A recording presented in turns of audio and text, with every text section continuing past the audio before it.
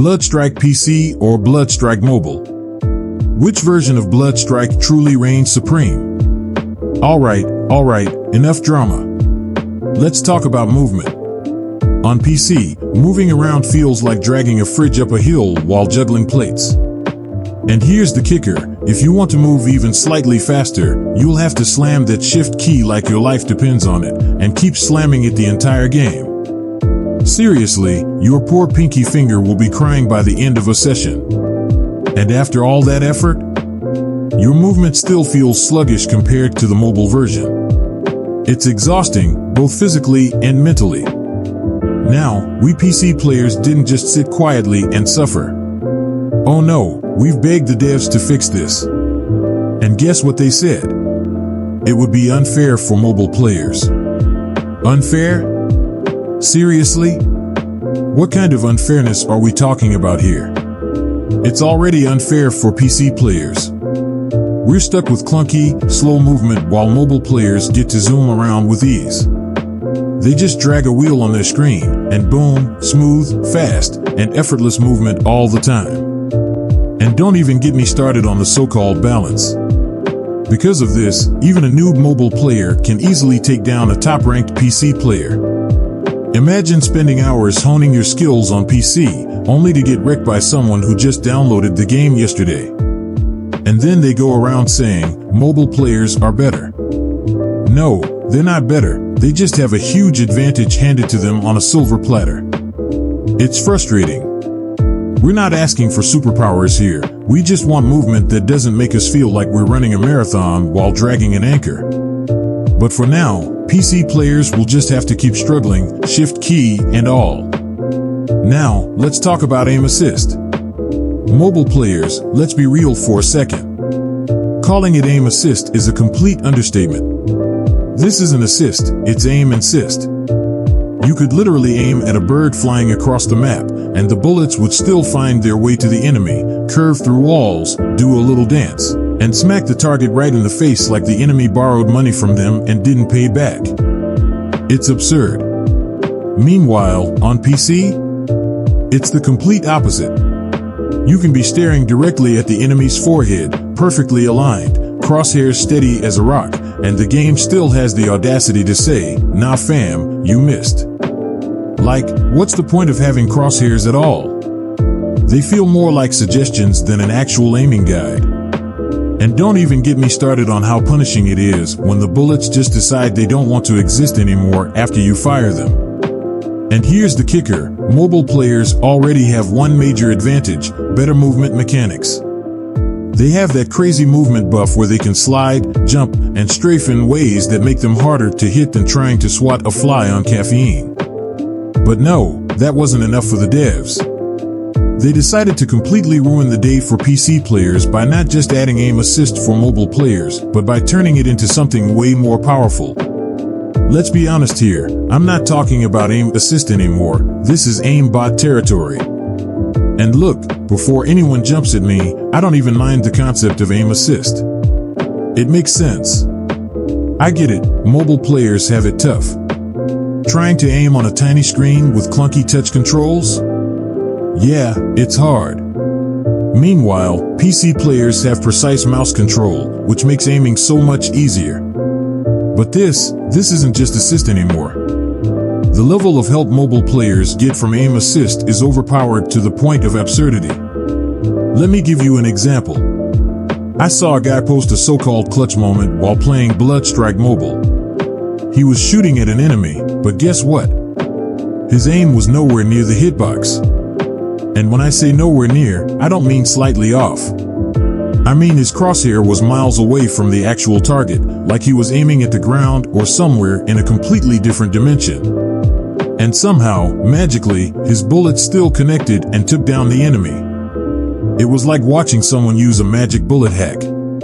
I'm sitting there, watching this clip, and honestly, I was so frustrated I could have screamed.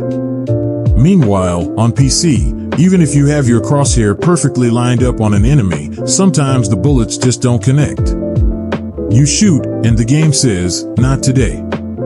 So there you are, burning through an entire magazine, struggling to hit the target. And that's assuming you even have time to reload after missing half your shots. On mobile, they don't even have to aim correctly, and their bullets will still connect like heat-seeking missiles. It's ridiculous. This is where the imbalance really starts to show. On PC, players have to put in the time. Pro PC players are only that good because they've spent hundreds, if not thousands, of hours mastering their aim, learning recoil patterns, and perfecting their mechanics. Meanwhile, on mobile, you can have someone with only a few hours of playtime perform just as well, or even better, than an experienced PC player.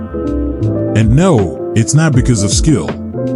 It's because mobile players are given an arsenal of advantages that make them look way better than they actually are. The craziest part? Mobile players don't even acknowledge the problem. In fact, they'll go out of their way to defend the current system. Why? Because they're the ones benefiting from it. Of course, they don't want to lose their overpowered advantages. Why would they? For them, it's a free pass to perform well in the game without needing to put in nearly as much effort. It's like giving one team a jetpack in a running race and then asking why the other team can't keep up. And you know what's even worse? The developers don't seem to care about balancing this. They've created a system where PC players are essentially at a disadvantage in every possible way.